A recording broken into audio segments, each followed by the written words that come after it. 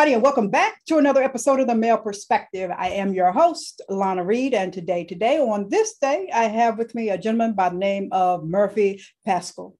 Had to get that right. He is the CEO of Black Paper Streetwear, and he's got a very empowering message for the Black community, something that I'm very passionate about. So I'm excited to hear about the work that he's doing, the apparel line that he has. But first and foremost, as I always do, sir, I take a quick moment to pause, say thank you to you for making time for me today. Time is a gift. Once we give it, we can't get it back. So I truly appreciate you setting aside this time of your day to sit down and talk with me. And with that, sir, welcome to the show. Oh, thank you. Thank you for having me. Thank you for the invitation. I really appreciate it.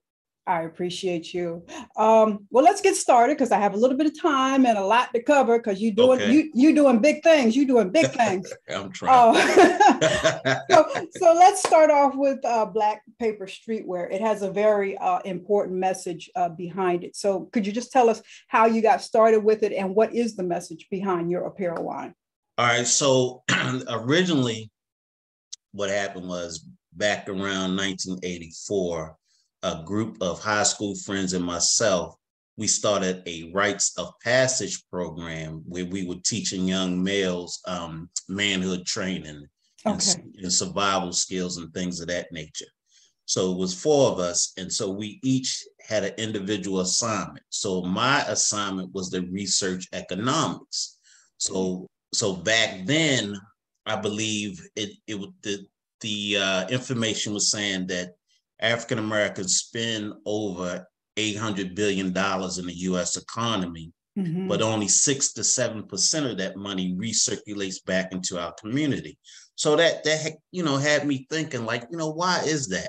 And part of the reason is we weren't spending money with our own people. So I came up with a way, which I thought was a way to try to help circumvent that. So I created a logo and manufactured it in decal form. It was the logo was Black owned, Black operated, and the decal would go directly into storefronts to take the guesswork away from consumers. So as soon as they would see that logo in the store, okay, that's Black owned and Black operated. Let me spend my money there. Gotcha. So it was kind of a hard sell originally because the store owners, they were saying, I don't want to keep people from not coming into my business. So I was like, man, I really got to get the momentum up and get the community's consciousness to understand what I was trying to do. So I said, what would be the best way to really get that message out? And I said, through clothing. Yes. So that's where it started. So eventually went through different things, became a police officer and all of that type of stuff, dealing with family and everything like that. The thing was kind of slow, but the dream just stayed in my head. Yeah. So in 2016, I kind of rebranded. I said, I need something hip, that people would, get behind. So that's where I came up with Black Paper, the Biggie Smalls song, Why Do You Want to Stick Me for My Paper? So I needed something catchy. So I said, let me rebrand this thing and, put it on t-shirts as Black Paper. Thus, Black Paper Streetwear was born. So in culmination, that's what it's all about. It's stemming from the decal, but I want to, get the message to the community that right now, as today, we spend over $1.7 trillion in the U.S. economy. So, with events like with the George Floyd situation, people were starting to say, hey, we need to spend Black. So I want to just keep that information reverberating throughout the community. Awesome. Now, you mentioned the amount of money we spend in United States of America. And I don't think we really, as a community, sit down and kind of really fathom that. The amount of money that we spend, if we just kept that within us, we would be much better. Just imagine. Much better. We'd be able to pay Dion that Colorado salary. Right. He could have stayed in Jackson State. We'd have took care of him. You know what I'm saying? We got you, Dion. We got you. Right. Exactly. But it makes me think of something else. And this is so off topic, but I'm gonna circle back, but it's off topic. Okay. You're in Baltimore, right? Yes, I'm in Baltimore. And the last time I was in Baltimore a few years back for a speaking gig, one of the things that I noticed was gentrification was hitting tough in Baltimore. Yes. And I don't know what's going on now, but in some communities across the United States, Black folks are using their vote, their voice, and their economic dollar to kind of push back. Just curious, where are you guys at now in Be More with this whole gentrification issue? Well, one thing we can look at as a long staple in the Black community was a market called Lexington Market. Okay. All right. So this was a market that, when you walk in, they had different stands where you could buy just about anything food-wise, and it employed a lot of Black people. Okay. And there were, Black vendors in there. And the community was surrounded by, Black folks. Okay. But it got to a point where I guess it needed some renovation. Okay. And the people in the community, I don't want to say undesirables or whatever. I don't want to put that label on it, but it wasn't like a group of people that, you would shine a light on to tell somebody about ball. But I felt my opinion was, well, let's help the folk. But to get to what I'm trying to say is they end up tearing it down and rebuilding it. And so my feeling was that some people were excited about it, but my feeling was, okay, you do that, but then you're going to try to move those people away because you don't want them down there. So if we can spend that money, to rebuild it, why don't we also do something to accommodate these people and help them as well? So, but the funny thing is when I posted that on my social media, most of the feedback was anti what I was trying to say from our own people. And I go through that a lot, but I just had to keep, pushing and pushing. Yeah, it is a struggle. And that's one of the things that I wanted to ask you, because from the work that you do, your product line, it seems like what you've dedicated your life to is from a love for, us, our people. Us, right. And sometimes the struggle is we push back against you when all we're trying to do is say, I'm trying to help you. I'm trying to, right. I'm trying to open your mind up. You know what I'm saying? So how do you keep your head in the game? Because sometimes you want to be like, okay, y'all do you.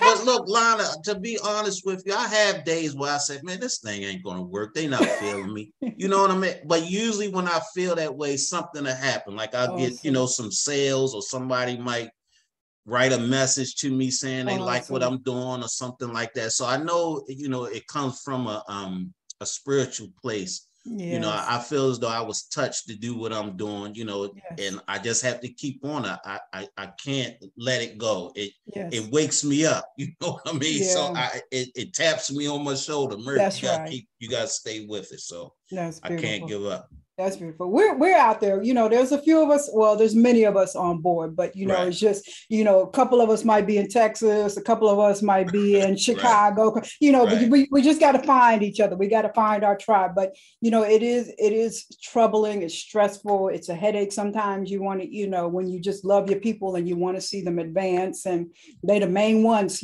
pushing back. But keep on doing your thing. Continuing on with your brand, your product, I was on your website and my butt just handcuffed you. Thank you. Thank you. I appreciate it. You're doing it big. You're doing big. You got Bobby Brown. Every little step I take. I can't sing.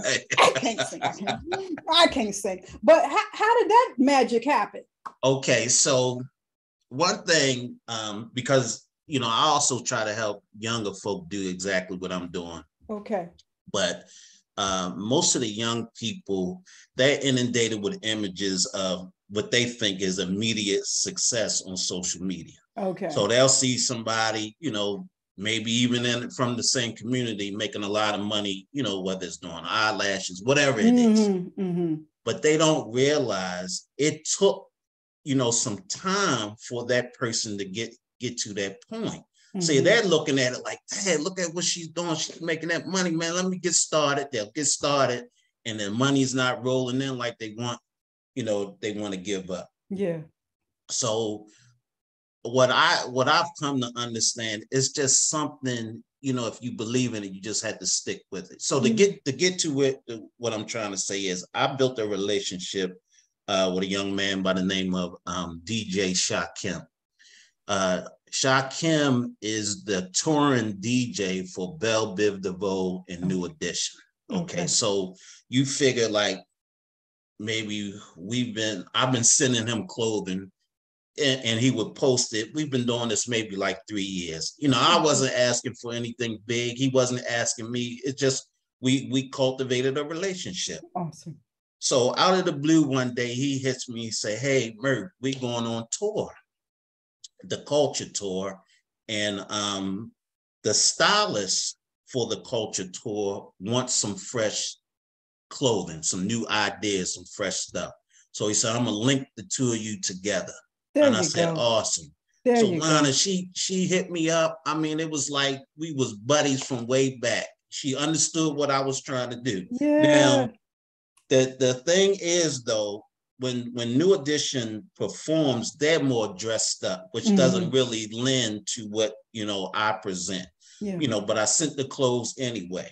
So of course, I got a little disappointed, like, man, it didn't work, because a lot of times I send stuff to people with the hope that it's going to, go viral or get the exposure. So I was like, hey, they not wearing it, so I felt a little dejected or whatever, but I didn't give up.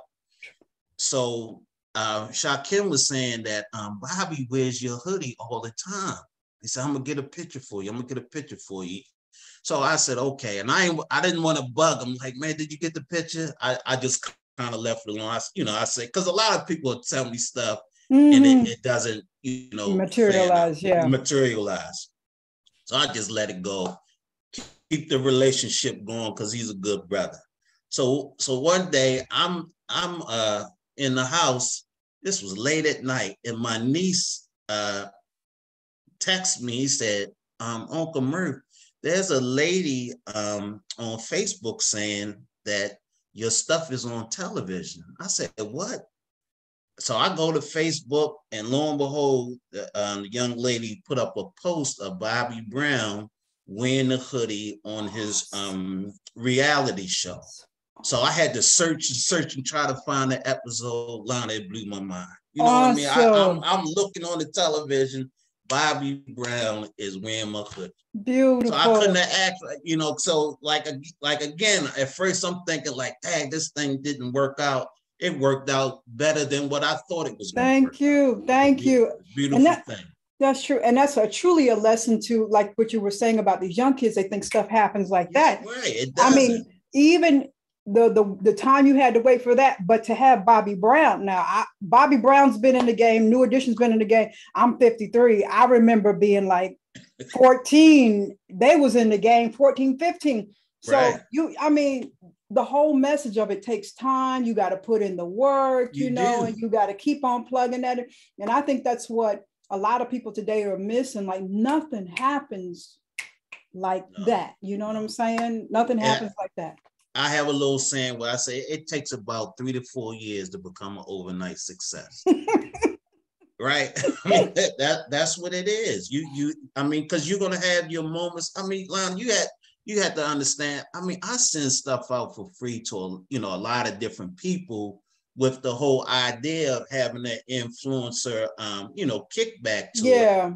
And a lot of times it doesn't pan out. Sometimes it does, sometimes it doesn't. But as a small business owner, I mean, you try to take the best shot that you can take. You may not have a lot of money for advertising, so you try to influence a marketing route with the hopes that it'll come to fruition, like you were saying. But I mean, it's just a chance you have to take. Like I said, sometimes it pans out, sometimes it doesn't. You doing it. Like I said, when I was on the website and I saw, but I said, oh, he doing big. Let me rub on him for good luck there. Like he doing big things. I love to see my folks doing things. That's right. That's right. No, I mean, and a lot of times when I see budding entrepreneurs in our community. You know, my Southern auntie kind of want to kick in like, baby, you know, maybe you need to go back to the drawing board, you know, and work on it. But your whole packaging and everything is just above par. Like I was looking at, I think it was your TikTok, and you have like a gift box that you put your stuff in. Right. Okay. You saw that. Okay. Yeah, I would rather have that than what you get from Cartier or Louis Vuitton or whatever. Right. Yeah. I don't know if you have one here, but explain the design of the gift box, because that is just beautiful. All right. So I was looking for a way to create like a influencer marketing campaign. Okay. So meaning like to, you know, take some clothing, designate some key people, and they don't even have to be major celebrities. They could just be people of influence in your community. But I said, I need some type of packaging that will impress them enough to say, hey, I really want to wear this. I want to help this brother out. Okay. So I discovered a company called Pack Lane, PACKLANE. And they make custom boxes. So you can go on there and you design your own box. So of course I stayed up one night playing around with it, and I designed the box, and then, you know, I ordered a few just to see what it would look like. And I was happy with it. So I created that box, like I said, to create an influencer campaign to send out to people, and it's worked. But but it still costs. You know what I mean? Yeah. You gotta order the boxes, you gotta order the clothing, you gotta ship and all that type of stuff. But it's worth it. That's right. And see what you did there. You just, you know, told the name of the company where you get your product with, and that's another problem that we have in the Black community. Like we get knowledge. We find out how to do it, and we're like, I ain't gonna share with anything. And that's where you can see where your heart is at. Like, you know, look, I have the knowledge, I have the information here, I'm gonna share it. Lana, it's enough for all of us, Rich. True. You know, and I would rather, you know, like I look at the story of the FUBU guys, 4 men coming together like that. Man, I would love to have 3 guys that I could come together and do this with. It's hard by yourself. Oh, yes. My feeling, I want everybody to make it. I tell my nieces and nephews, if I get on, everybody on. That's true. That's the way I feel. I love it. I love it. You know, that's, you know, that old school Black community that I was raised in. And I just look around like, what happened? We just so mad at each other now. Like, right, yeah. But, you know, that's, you know, like I said, we find Murphy's out there and we say, oh, there's another kindred soul. Okay. Well, you have an arm that you've added to your product line, Black Women Are the Answer. Okay, I think that's okay. Yes. So I was looking at that and I was like, yeah, okay, all right. But then, like I was just saying, it seems like today, Black women and men, we are just fighting with each other more than I've ever seen. Like I just woke up from under a rock and like we fight. You know, well, when did that happen? You know, I don't know. I don't know why we're so angry with each other now. So I'm sure the brothers are kind of looking at you like, Murphy. Right. I've had that. Yeah. But to explain it,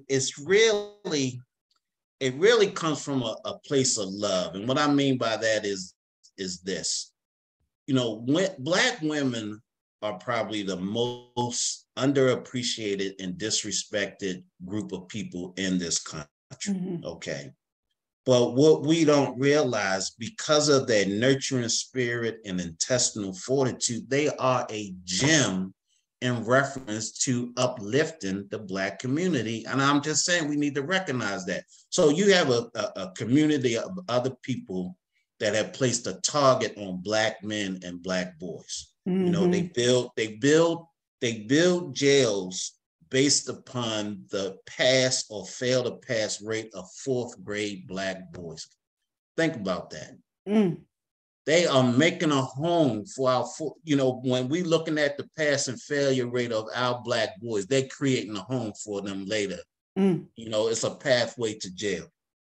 Now, as they have this target on us, Black women are out there running for office, starting, you know, businesses, going to college, getting degrees, buying homes. They are an asset. So why wouldn't we recognize that and come together with them? So I just want to promote the idea of looking at our Black women as valuable. I mean, I remember when we were doing rites of passage, the Million Man March came about. Okay. And so I would go to meetings because we was going to take a group of boys on the train. Okay. So we would go to meetings, and it would be these like Black ministers, you know, and different distinguished Black men. And they would have, you know, how men can be, you know, arguing about like who's going to be the one to lead and all this type of stuff and all that. Okay. But it was the Black women doing the logistics, you know, get, you know, the train schedules together, the hotels and all of that type of stuff. If we don't have them, the thing doesn't become a success. Yes. Of course, yeah, you got the ministers who will get a chance to speak that day. You know, I'm not talking about Farrakhan, but other, you know, local ministers or whatever, and they getting all this accolades. But it was them Black women, man, that made that thing happen. And we need to recognize that. So instead of turning our Black women down, and I'm not saying all men do that, but instead of turning them down, man, we need to link with them and raise them up, because they're going to be the ones that lift us out of this thing. You know, that's just my humble opinion. Hey, I appreciate it. You know, and I had spoke on, you know, that partnership that we need between Black men and women. And I just really, like I was saying earlier, I don't understand where the tension came from, because I've probably been blind to it. But in my own life experience, it's always been brothers who've been, you know, standing in line to either be my protection or defense. I don't see white guys or Asian guys being like, hey, let's look out for the Black lady. So if my brothers and me don't come together, who else do we have, you know?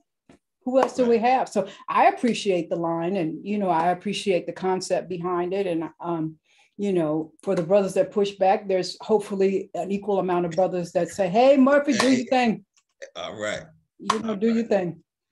Now, you talked about your rites of passage program, and that brings me to my thoughts about the youth and the time that you spent in law enforcement with the police department. Now that you've been on both sides of the coin, what would you say to young folks about how to have productive interactions with law enforcement, how to survive their interactions with law enforcement? What advice would you give to young folks?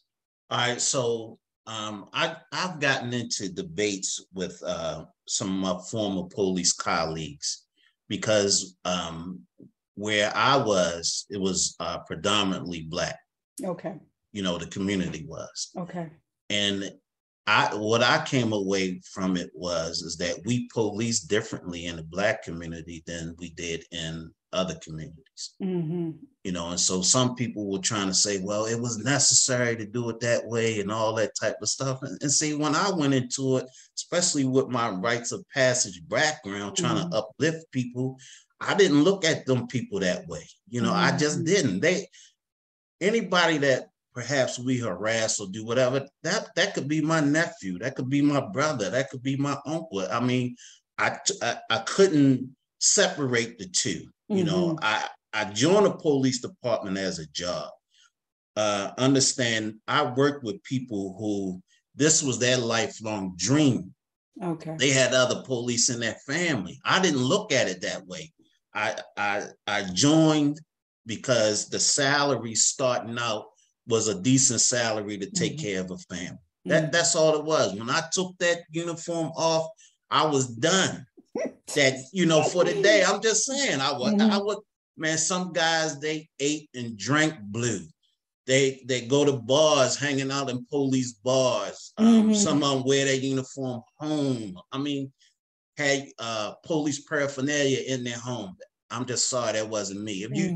If you didn't know I was a police officer, you wouldn't know just by the way I carried myself. So I say that to say I feel as though we police differently. And so what young people had to understand is there's no real sensitivity training for police officers. I never went through any. Okay. So they don't look at you the way I might look at you. Yeah. They don't look at you the way your mother may look at you, or or your cousin, or whatever. So you have to understand that. They're coming, a lot of them, not all of them, they're coming from a mindset of what movies and television tells them about Black boys, you know, or Black youth. And they carry that mindset into how they police. And of course, you know, I got to put the handles on it. I'm not saying everybody, but a lot of guys that I ran into, that's how they looked at it. And they police that way. I mean, disrespecting people, telling grown men go in the house, or, you know, I mean, it was just, man, it was stuff that it just irked me. You touch your soul. Right, the way we treated them. I mean, these are human beings. But, you know, once again, some officers looked at it. The crime rate where we were was very high. And so they felt like these type of tactics, you know, might deter crime. That's the way they looked at it. And I said, I don't know, man. I think we could infuse, you know, something more to give people a sense of pride or a way out of this situation. Maybe we should, you know, look at that avenue instead of let's just incarcerate everybody. Come on.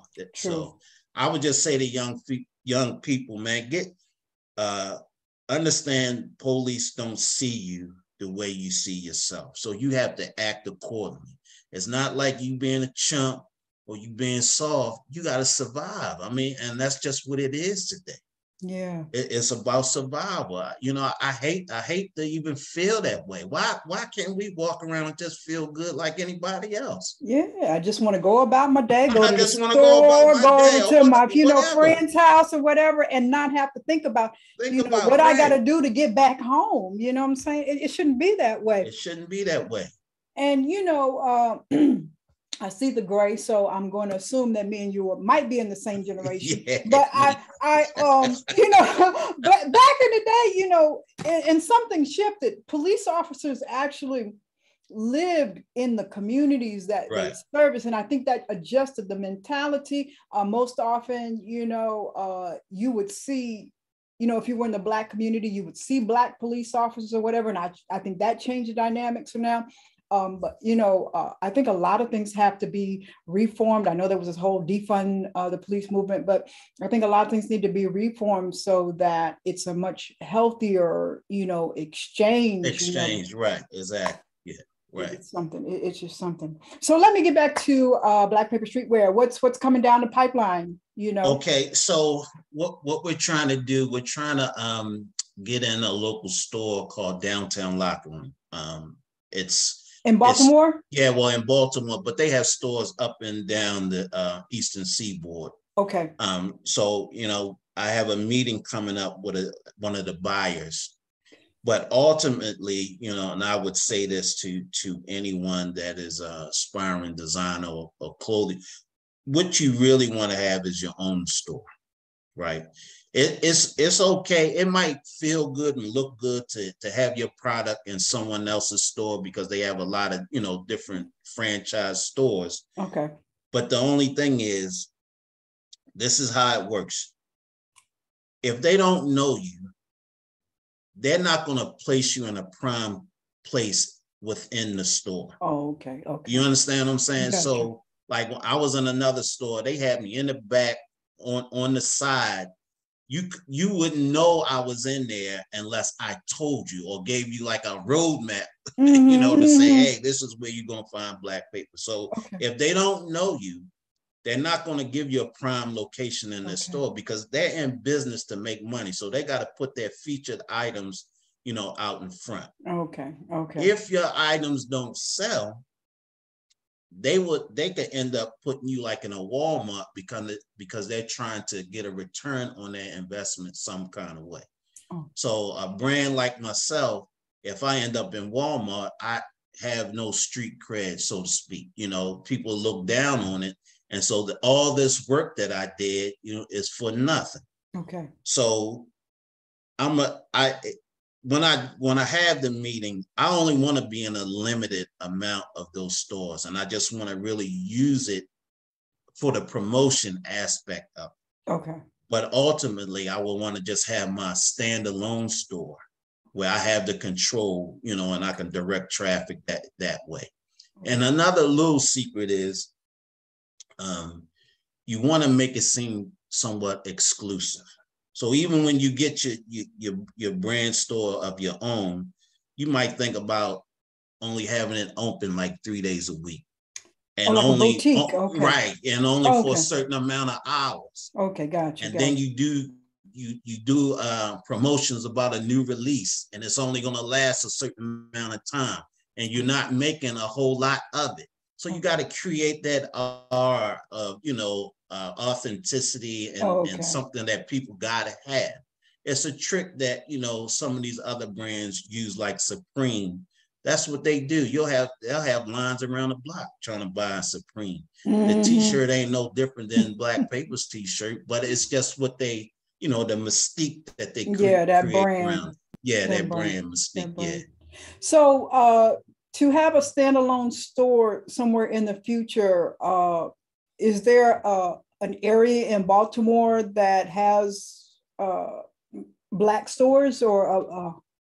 Right. So on Howard Street, which is close to downtown Baltimore, they've created like a row of Black-owned businesses. Okay. So they're trying to revitalize the area, and they're, helping Black businesses to move in. One good high school friend of mine, Eric Dotson, and his wife, they have a couple's tea, which is a little Black-owned tea house, very elegant, nice place, very warm and friendly and everything like that.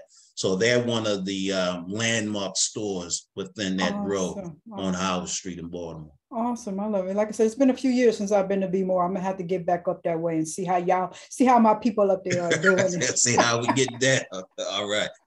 All right. So, sir, let me ask you one more question before I do my random question and we wrap up, because I'm trying not to take up too much of your time here.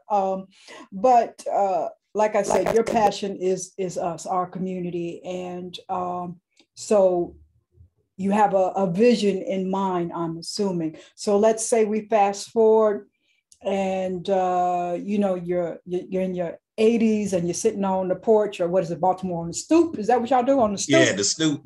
Y'all sit on the stoop. And we have evolved. Black folks have evolved. The community is elevated itself. What would you like that to look like for us? Where would you like us to go? Okay, honestly, this would be my dream, and I would want perhaps Black Paper Streetwear to be somewhat of a catalyst in us recognizing the power behind our dollars. Okay, so case in point, just like in a Deion Sanders situation, I don't know if Deion really understood the power that he had in reference to money. And what I mean by that is this: advertisers follow Black eyeballs, okay? They follow Black eyeballs. So if you create something where you're going to have a lot of Black fans, advertisers of all, walks of life are going to want to align themselves with your broadcast or your product. True. So you created something that everybody would eventually flock to, because that's what it is. I mean, because if I'm Coca-Cola and I want to sell soda and I realize how much expendable income the Black community has, I want to advertise where Black people are watching. Yes. I want to advertise where they are watching. So the power is in our dollar. If we could just realize that there are certain companies, Fortune 500 companies, that would be in the red if we didn't spend our money. True. Think about that. True. If we said we ain't buying this particular product anymore, we would shut them down. Shut them down. I think I realized that I would. My father's in the Air Force. Was in the Air Force. So I was a military brat. And for a while, we were stationed in Okinawa, Japan. Okay. And that was the first time I realized in my life as a young person, the appeal, the worldwide appeal Black people had, because there were young teenagers like trying to have afros, Japanese kids trying to have afros and, trying to wear like the latest, urban gear at that particular time. And I was like, whoa, like they love us like this in Japan. Right. So, I just really, like you, I just hope, collectively, we realize at some point the economic pool that we have, the voice that we have. The voice that we have. I just like you, I hope one day we, before I close my eyes, I know I had grandparents that, never thought that they would see a Black president, and they were able to do that before they closed their eyes. So I'm hoping that, my dream is realized like yours. We will collectively come together and use our power, because use it. Like I said, the amount of money, what did you say? $1.7 trillion. We would have our own homes. We would have our own, it would just everything. We wouldn't have the food deserts in our community. I'd get tired of riding around our communities. All I see is hamburger joints and junk food. And, we gonna get it. I mean, look at other cultures that seek us out to make money off of us for a living. I remember a couple of years ago, I was in New York celebrating my birthday. Me, my wife, and my sister, we caught an Uber, because we walked across the Brooklyn Bridge, and we caught an Uber back. And this guy, he was from, I think he might have been from Pakistan or something like that. Mm-hmm. And we were just having a conversation. And he was saying what happens in that country, like somebody will come to America and they'll make it, and then they'll tell their friends, look, all you got to do is set up shop in the Black community, man. He said it. We was just having a conversation. He said, look, I got a pizza joint. He said, look, all you got to do, come on, we'll help you get started. Come set up in the Black community, and you'll make money hand over fist. But why is everybody else making money off of us but us? In our Black communities, especially the stuff that brings us down, like the liquor stores or whatever, right. They're not owned by us. They're not owned by us. Our beauty products. The Asian community owns all their beauty stuff, and they are set up in our community. We're going to get it one day. We have nobody to blame but ourselves. We want to cry. We don't have the power. We can't get ahead. But we steadily, the Black community ain't broke. The Black community ain't broke. We just misappropriating funds. That's the way. That's right. All righty, sir. Well, clearly we could talk about us for a little bit longer. Yeah. We could get it in. We could get it in. But I can't take up too much of your time, because you got to go. You got to do some more things. We got to get more Bobby Browns, and we got to get some basketball players, and we got to get some more people on board wearing. But let me ask you my question, and then I'm going to let you tell us how we can connect with you and stuff like that. Okay. Do they have streetwear, like, because sometimes I go to New York Fashion Week or whatever. Do they have? They do have a area or venue for streetwear. Yeah. All right. See you on the runway. Let's see what we get here. Let's see what I got here. If you had to give up your phone for a week, which app would you miss the most? If I had to give up my phone, that's easy. Instagram. Got to get on the gram. Instagram. Yes, I'm on Instagram. Always try to push my stuff. Okay. On Instagram. Got business purposes. Okay. Right. I'll give you that. Well, sir, please tell us how we connect with you, pick up the product, just keep in touch with you and all of that stuff. Tell us. So because we're e-commerce based, my website is my home, is my store. So it's blackpaperstore.com. And then I have a presence on Instagram, Twitter, Facebook, LinkedIn, TikTok. So if you put in Black Paper Streetwear, you'll definitely find us on those platforms. Awesome, awesome. Well, sir, I have enjoyed my time. I truly, truly love the work that you're doing, the message you're sending. Anybody that loves my people, I love them too. And I just applaud the amazing work that you're doing. Just keep at it and stay strong. And, right. You know, many blessings to you, sir. Right. And look, Lana, before we go, I just want to say I appreciate you and what you're doing. And like you said this was going to be quick and painless, and it was. I really enjoyed talking to you. Shoot, I feel like I could talk to you for, all day or whatever about this type of stuff. So I just want to say I really appreciate what you're doing. It's needed.